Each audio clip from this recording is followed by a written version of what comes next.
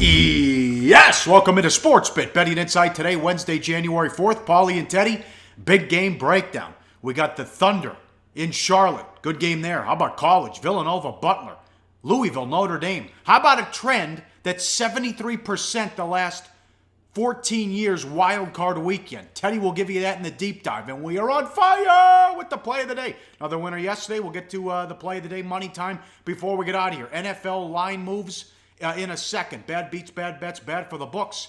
A bad bet here. Word around the campfire was the flu was going on in Boston, Teddy. I mean, the Celtics put it on the Jazz.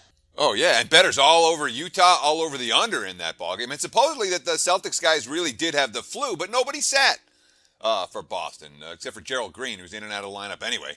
And then the Celtics, of course, against an elite defensive team, they shoot 55% from two-point range, 55% from three-point range. They had 17 triples, and, of course, 94% from the charity stripe. So, clearly, the Jazz legs were a step slow on the second night of back-to-backs. Isaiah Thomas, 29, Al Horford and Jay Crowder, 21 for the Celts.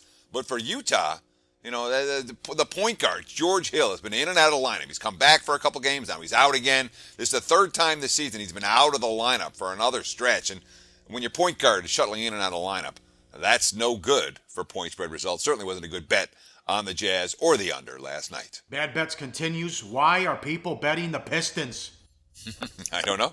I can't answer that question. We talked about it here on Sportsbit. They took money again last night, -4 up to -5 against the Pacers. What did they do? They got up $121 at home to Indiana in defeat. This team's in free fall right now, Pauly. Yep. 2-8 in their last 10 games. You know who the two wins came against? One was out without LeBron. I know that with Cleveland. Exactly. The Cavs, yep. who are what, like 17% winning percentage without LeBron in the lineup? Yeah. They had the Cavs without LeBron, and they were in a fight in Miami.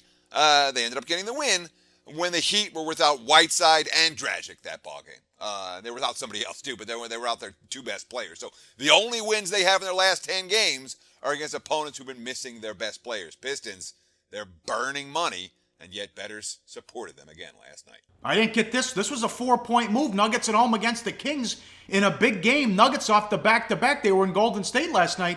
Kings playing good ball. You know, the reaction to Rudy Gay. Rudy Gay stinks. He's a black hole. Kings now the 8th seed in the West. Yeah, they sure are. And it was all Nuggets money. Pick to -4.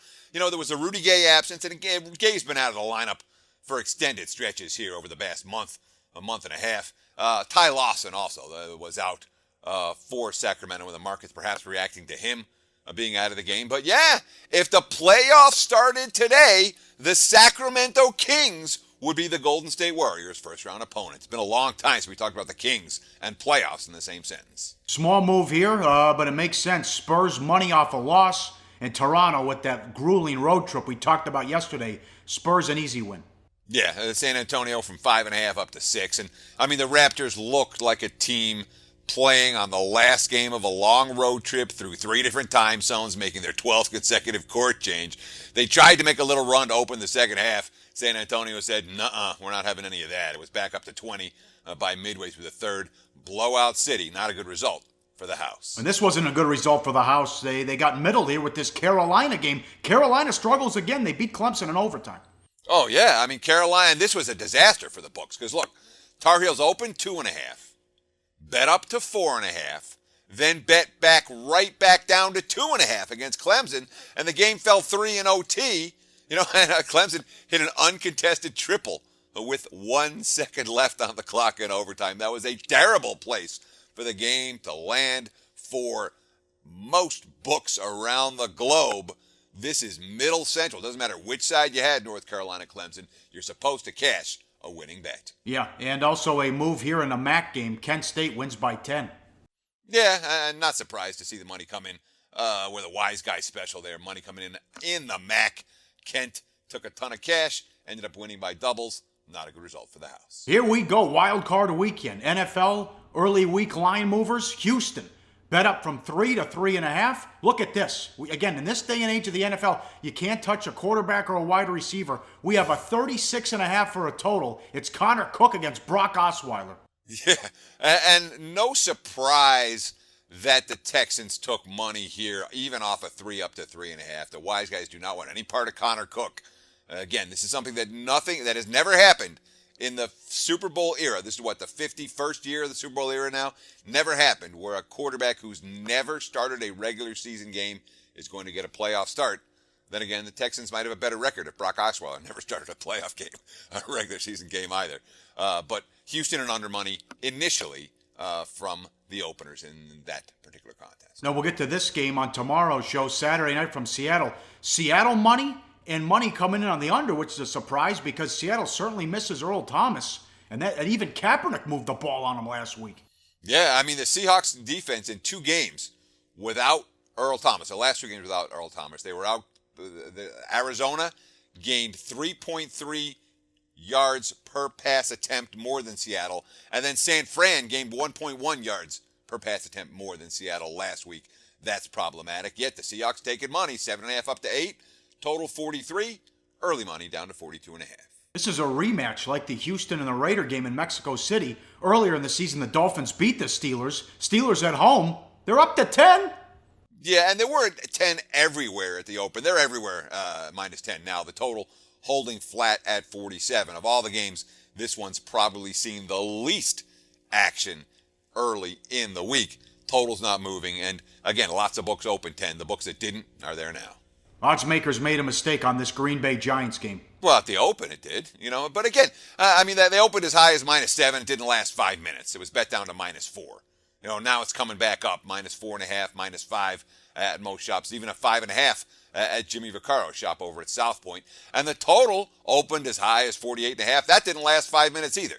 44.5 now, the prevailing number. So, yeah, you want to talk about a game that saw a bevy of limit bets, where they're shoveling them in hand over fist, all you can eat right from the get-go. This was that game. Giants money, under money, but current numbers, I don't see a whole lot of movement right now. Still sitting as, like I said, with 4.5 or 5 and 44.5 in most locations. This story's getting national attention. And right here in Las Vegas at the Westgate, the Super Contest, $1,500 to enter. 5 picks every week against the spread, NFL only. A guy who worked at Starbucks, 32 years old. Maybe this is the moneymaker effect for sports betting, Teddy. Guy won $900,000. Sure, but it's been this way the last couple of years. And we talk about, this was a contest that had 345 entries in 2010. And then Bill Simmons started talking about it. Chad Millman started talking about it. The ESPN guys started doing podcasts from the Westgate Super Contest weekend. So it went from 345 entries in 2010 to 1,854 this season. That's a lot. That's a pretty big increase. Not as explosive as the World Series of Poker when it went from nobody, 600 to 6,000 in 2 years, but still a significant jump in the number of entries. And much like the way that the World Series of Poker used to have, pros would win it every year. Once you widen the field, the amateurs got a chance. The moneymaker effect, as you talked about. Same story here with the Super Contest. It hasn't been the pros that have won the last couple of years. It's been the Joes that have won the last couple of years, and you have to hear the story about how this guy did it. It's insane, but you're still mad about the fact that he won $900,000 and then went to work. Oh, total bullshit. I can't believe that. Who does that? That kind of stuff infuriates me. The guy won, and he goes back to work serving coffee.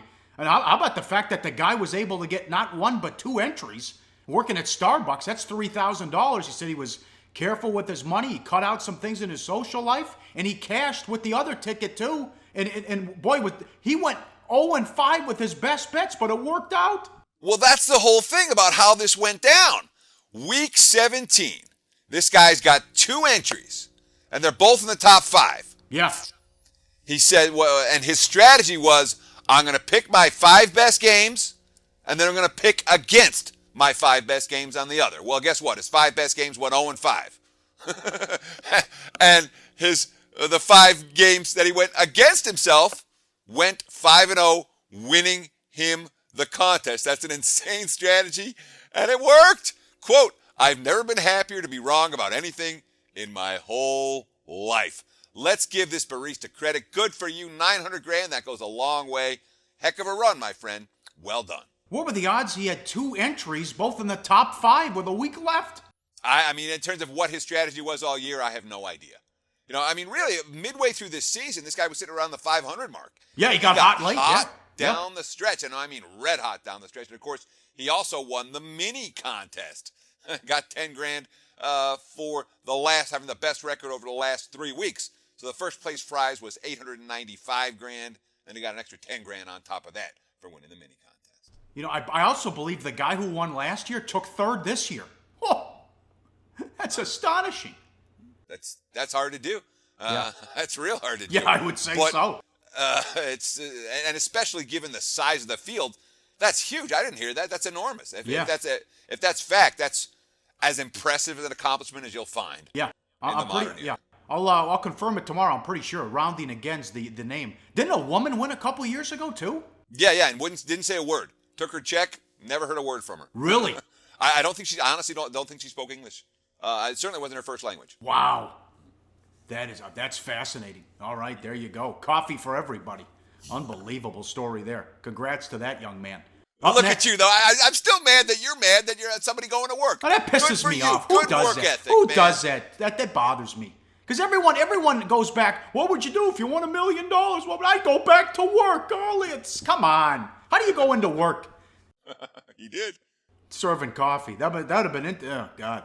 That's amazing. One more thing, too. He intentionally slept in and woke up and put the games on in the fourth quarter. That's a good sleep. It takes a little stress off, though. It's hard to sleep through that. Yes, really I know. Your phone's probably blowing up, too. You're going to do it, buddy. Oh, no. Up next, big game breakdown. Some great games in college basketball. We'll start with OKC and Charlotte and a 73% trend, wild card weekend only that goes back to 2002. We'll get to that, and we're on fire with the play of the day. Loaded Sports Bit coming up. Betting Insight today on SBRpicks.com.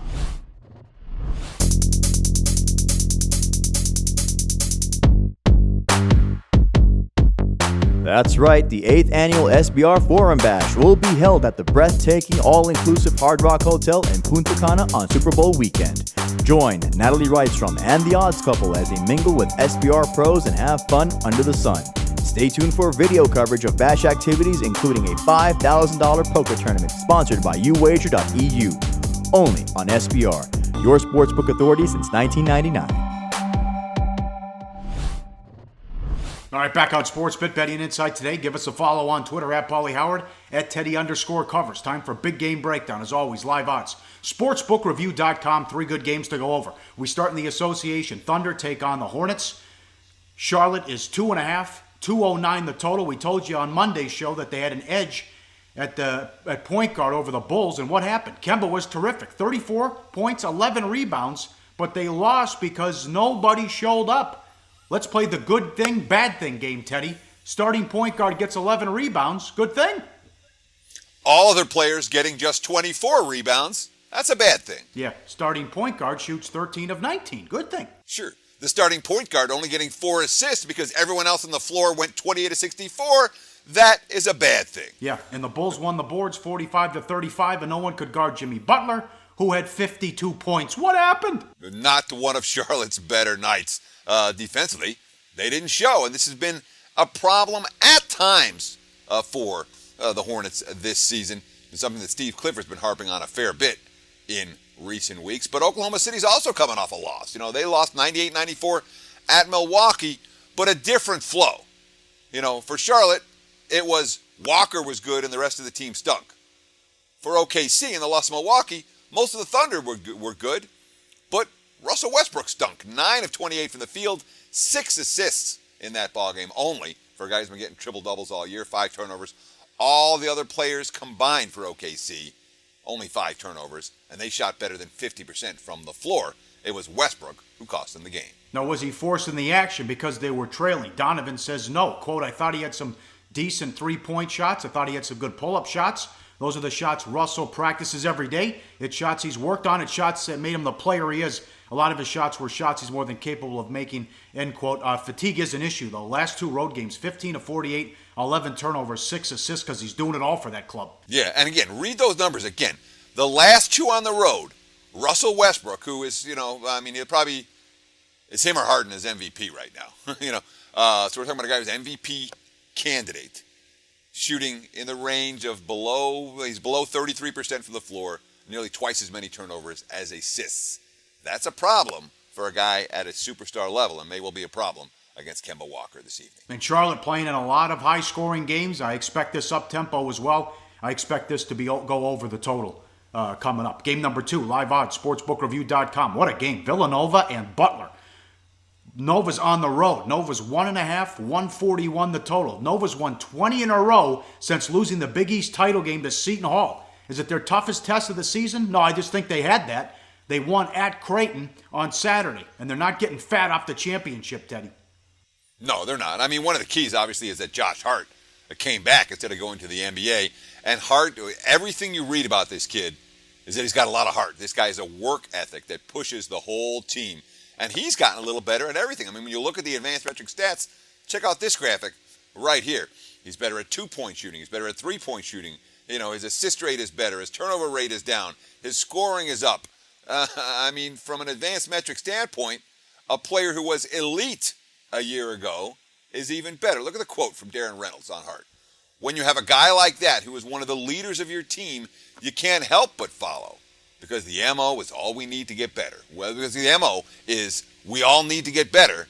We all need to keep improving, and that's what you want. You want a hungry team, even a team that's coming off a title victory. Villanova's absolutely been that so far this season. So Brad Stevens did the impossible. He takes Butler to back-to-back championship games. Then he leaves, and they still have a top program. They keep winning. They move up to the Big East. Still no problem. They start out 12-2. And the 2 losses were by a total of 4 points. They've already beat Arizona, Cincinnati, Indiana, Northwestern, Vandy, and Utah. But they can't break through against Nova. No. I mean, if you can beat Arizona, Cincinnati, Indiana, Northwestern, Vanderbilt, and Utah in non-conference play, you can beat Villanova.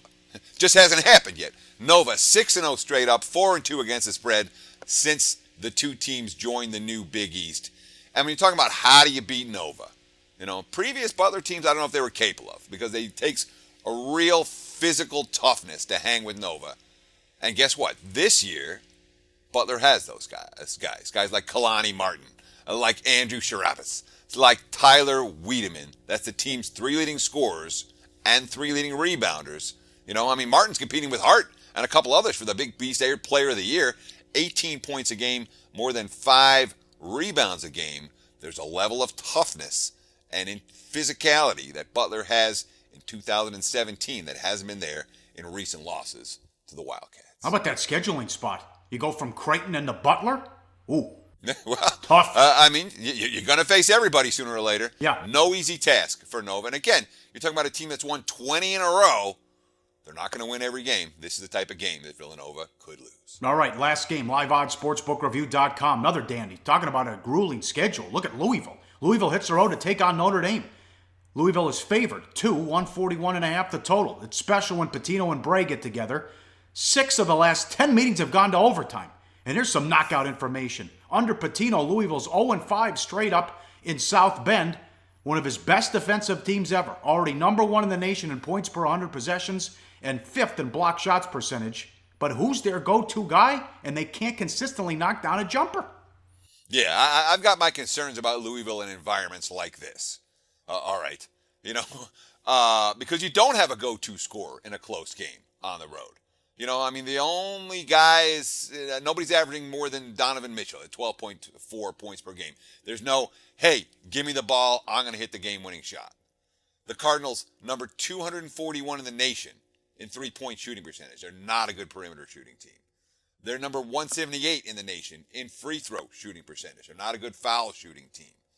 Pitino knows what they got to do. They have to outwork opponents. Quote, they're a good group of guys and they play hard. I think we do a lot of things fundamentally incorrect right now, but they're working very hard to alleviate that problem. And that's my concern for Louisville in these spots. Louisville has to run and gun. Bray never lets them do that. Louisville has to force turnovers. Bray never lets them do that. So you look at those fundamental problems for a team with an incredible talent level. This is the type of environment where those problems may show up. And I don't think they're going to be bothered by the press with this Notre Dame squad, Teddy. That's juniors and seniors on this team. Yeah, I mean, Notre Dame's less athletic, you know, but it's a bunch of kids with really high basketball IQs. They're number 10 in the nation on offense. They're tied for number 2 in the country with the lowest turnover percentage. They're number 1 in the country in free throw shooting percentage. 84.1% from the charity stripe. That's a record-setting pace. And it's not just finesse. You know, they've got Bonzie Colson. He might be 6'5". He plays like he's 6'10". 16.5 boards, 10.5 rebounds. And yeah, it's seniors and juniors. You know, VJ Betcham's a senior, and Steve Asturia's a senior, and Matt Farrell's a junior. These are guys that aren't going to be fazed by the Louisville presses. We'll get back to this game when it comes to play of the day time. Right, you got it. Up next, the deep dive. You want a betting tool that's 73% in the wild card round since 2002? It's coming up next on SportsBit. Betting Insight today on SBRpicks.com. Do your research before you bet. Check out our ratings guide to see which books have the best ratings and sign-up bonuses. Open up several accounts and shop for lines at SBRodds.com. Always be ahead of the game. Back on SportsBit Betting Insight today, Pauly and Teddy. Time for the deep dive. NFL Strength of Schedule is a wild card betting tool. Teddy turned me on to this years ago. It's been dynamite. How good? The theory is quite simple. Since 2002, teams with a higher strength of schedule using Sagarin's ratings are a remarkable 40-16 straight up and 40-15-1 against the spread. 73% winners regardless of price and location, Teddy. Yeah, and that's the beauty of this system. It's just simple. You just look up some numbers, and the team that faced a tougher schedule wins in the wild card round of the playoffs. There have been no losing seasons using this since 2002. A couple of push seasons, but 40-15-1 against the spread using nothing but strength of schedule. The team that faced the tougher foes is more battle-tested and ready to face playoff caliber opposition. But there are tighteners that make that 40-15-1 even better, Pauly. More than one tightener, in fact. Yeah, you take it a step further. Teams with a better SOS that are underdogs win 16-12 straight up, 21-6 ATS. Underdogs with a strength of schedule rating of 10 or better win 10-4 straight up and 11-3 ATS. Yeah, and let me make this clear. We talk about a strength of schedule rating of 10 or better. That means, let's just say, and I'm just going off the top of my head, that, and I don't have the numbers right in front of me. We'll get to them in a minute. But let's just say that the Raiders had the 5th toughest schedule in the NFL and the Houston Texans had the 16th toughest. That would be a difference of 10 or greater. So, underdogs, 16-12 straight up. Underdogs with a strength of schedule rating of 10 or better, 10-4 straight up. These aren't tickets you take plus the points. These are tickets you bet on the money line. How about this? You just take the overall team with the strength of schedule differential of 10 or more. 23-4 straight up, 22-4-1 against the spread. Again, this dates back to 2002. Now, there's no perfect science here when it comes to grading plays. Think back to last year. The Steelers against the Bengals. They were -2, they were -2.5, they were -3, they were -1.5. They won the game 18-16. You know, how do you grade it? You can grade it any way you want to grade it. You can grade it any way that'll fit your trend. But over 14 years of results, even if you grade the Steelers as a win or a push in a game they should have been lost, it's still probably the single strongest public known NFL playoff trend that I'm familiar with. And obviously, if you can blindly bet it over all these years and cash at 73%, it's a trend that it paid off again last year. Yes. Yes. It's a trend you don't, let me put it this way. You don't have to bet with it. I'd be very reluctant. You need a darn good reason to bet against it. I'm going to pull your move. I'll repeat something because it's so strong. Teams with a SOS differential of 10 or more, 23-4 straight up, 22-4-1 ATS, 85% winners. Okay, what do the numbers say this year? Real simple. All right, let's take a look and show exactly what the numbers are saying. Oakland, they are number 4 in strength of schedule this year. Houston was number 18. Detroit was number 25. Seattle, number 30. Miami, number 27. Pittsburgh was number 11. The Giants were number 13. Green Bay was number 19. So the two strong ones, or strongest ones, would be Oakland and Pittsburgh. Detroit and the Giants also fit into the equation. That's also those two games. Those are differences of 10 too. That's at 85%. Right, yeah, that's what I'm saying. Yep. The two strongest ones are Oakland and Pittsburgh. The two lesser ones are Detroit and the Giants. But it's saying, this trend is saying that 3 of the 4 underdogs are likely to cover on the opening weekend of the NFL playoffs. And again, likely, not likely. This is what the trend has done. And it worked again last year, and it worked again the year before that. So it's not something that's dying, and I'm giving it out now because, this trend was great, but now this is something that is continuing to work. And again, you don't have to bet with it. Don't bet against it. If you do, you better have a darn good reason why. Yeah. Now, we were asked this last week on the comments on YouTube, and it begs the question here. So we have something that's 85%, and the numbers say Oakland and Pittsburgh. Is every bet the same? Do you double up here? Is it 2 units? What do you do? That's a very good question. And in my opinion, I'm not doubling up in this situation. There's 3 reasons. One is that the Raiders team that played this strength schedule, now they have a unique situation where there is a quarterback who hasn't started a regular season game, who's going to be starting a playoff game, has never had it in 50 years. That's unique. You don't want to, I'm not saying you avoid it. I'm saying don't load up on it. With Pittsburgh, now you're talking about a double-digit favorite. Double-digit favorites in the postseason, not long-term big money, especially in the wild card round. So there's a negative trend in that regard. So and the other factor is that if you haven't been riding this for the last 14 years and have a whole bankroll with a whole boatload worth of profit from it, now's not the time to come in after the trend is already 40 and 15 and say, I'm going to start doubling and tripling up right now. It's just like coming in when the team's lost 10 in a row against the spread. You're like, okay, now's the time I'm jumping in on it. No, if you've been riding it the whole way, you can get to some pretty big wagers at that stage of the campaign, or at that stage of the streak if you're riding a streak. But if you're in a situation where you're not riding a streak and you're just coming into it, standard unit, there are situations where you're going to find great opportunities that are worthy of 2 or 3 unit wagers. But NFL playoffs, man, these lines tend to be pretty tight and not situations where I'm doubling, tripling, quadrupling my standard wager size. There it is. Unbelievable information. Dynamite.